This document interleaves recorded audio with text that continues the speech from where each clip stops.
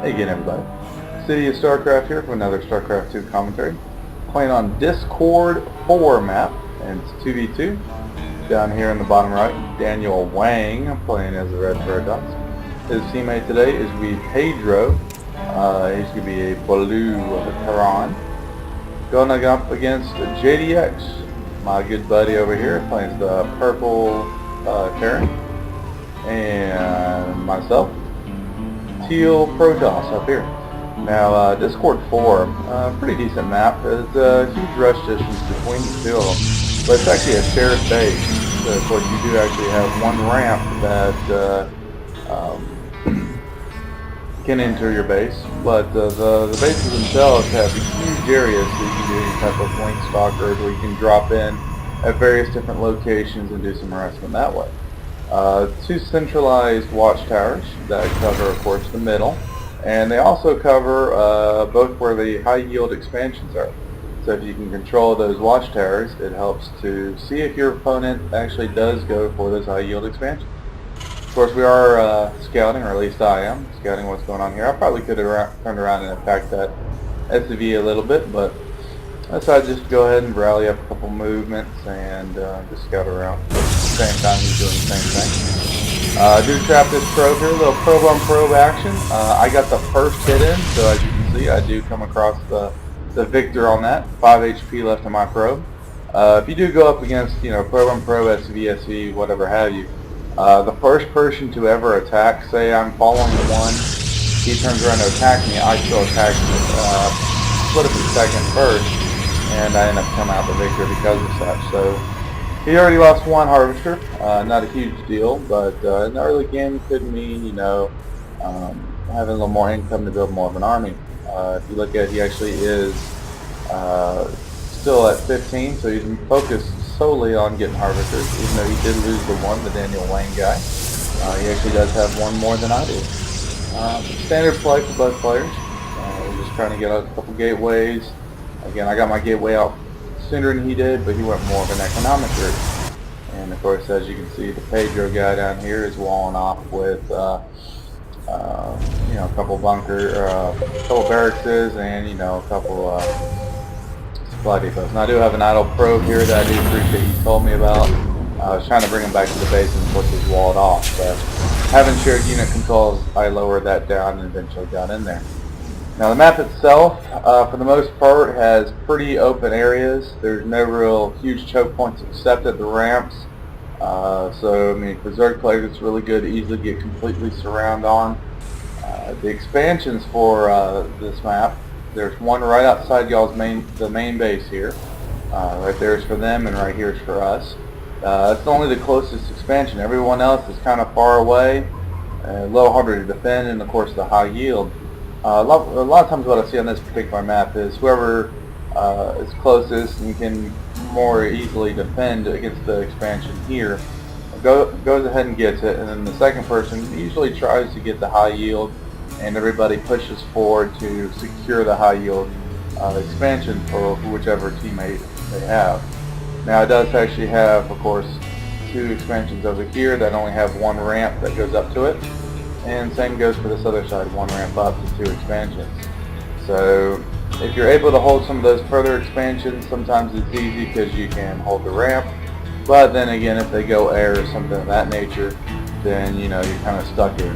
So getting expansions can be kind of difficult here, but whoever holds their expansions longer usually is the victor here. It's very rare you'll see any real quick rushes because the distance between both maps is quite large.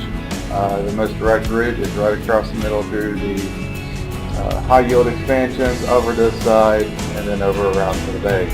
So it's kind of a far rush distance.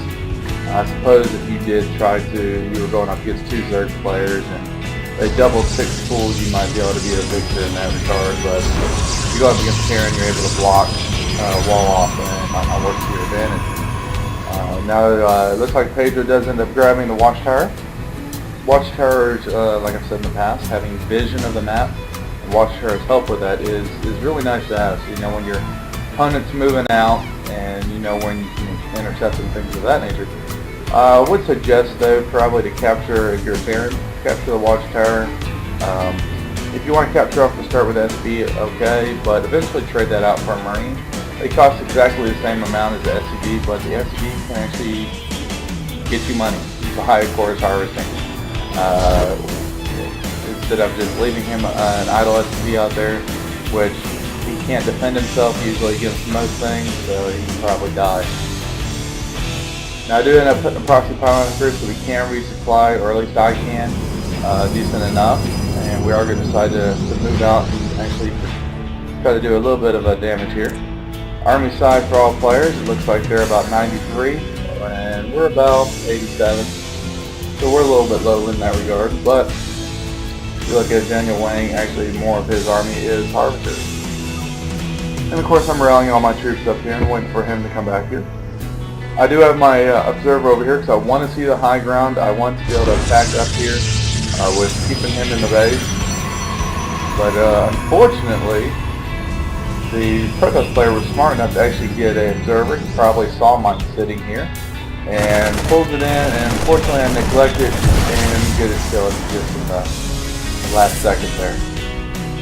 I'm telling, of course, JDX, hey, maybe scan up there because I saw these pylons and I'll be able to destroy a couple of them pylons. But of course he's saying not enough minerals, or energy I should say. And I'm like, don't worry about it at this point, so I'll go ahead and start getting another observer out just because we want to see that high ground possibly do a little damage without him being able to attack. The problem with walling off against a mirror matchup is we can shoot at the exact same range as they can. So if I can see right here, I can shoot up here and his units are back here. He wouldn't be able to defend it all that well, and we could probably destroy a couple buildings fairly easy. Now Daniel Wang is doing a good job trying to keep his observer around us. Might be good to actually drop a scan right here to destroy that, and because he knows exactly what composition we have, he knows exactly where we're at. I do see this. If you pay attention, you can see close units. I do see it sitting there. So I do try to get my observer over there as quickly as I can to destroy it. Now JDX does seize up, but Pedro does need to attack. Now I do block the Protoss player off back here. He does actually get a couple of sentries in here that do block the rest of my units from destroy, which is a good job there. But like I said, I do just block most of his army from even assisting his Terran player. Now the good thing about this is we got a great surround right here. All of our units are shooting. Only about 4 or 5 of his units are shooting. So they're able to move in. As you can see, even with that surround, these immortals are just doing work for my soccer here. He did a good job. He actually moved him up. He wanted to attack him a certain way so that he can do the most damage possible. We're going to have to back out now because the Terran player does have his own siege tank. And he's got the high ground, so he'll be able to defend that pretty easy. This little immortal got at least 4 kills. Nicely done there. And of course the siege tank just basically scared us away for the most part. Now we are trying to defend this position over here just because I do have a pylon here, so he's got his troops rallying down here.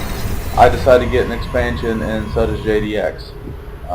So we do actually are up 1 expansion.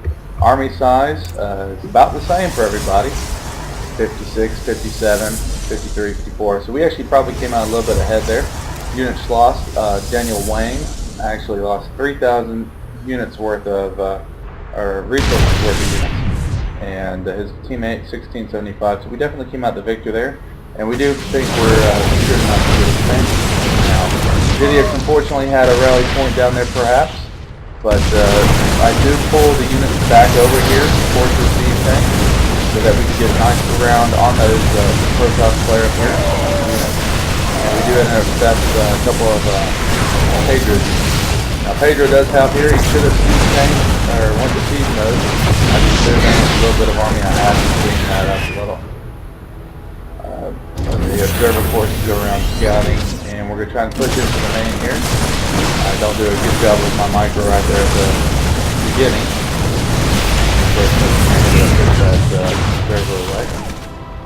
Now JDX does drop a mule down here to actually help heal some of the units. Keep in mind, if you are playing Terran and you have a Protoss unit, you can heal the units with SCVs or mules. It does help. I wouldn't necessarily use an SCV on stalkers. Mule on stalkers. It's probably better just to have in line and get the minerals with it, but if you drop a fuel to help protect a Colossus or something of that nature, that's definitely helpful. JDX is doing a good job of leapfrogging his siege tanks in. You don't want to unsiege them at the same time, but when there's one in, sieges, there's the other in, and sieges. Because if you leave them both unsieged mode, then more likely you get destroyed. It gets a little heavily to that one, and it does end up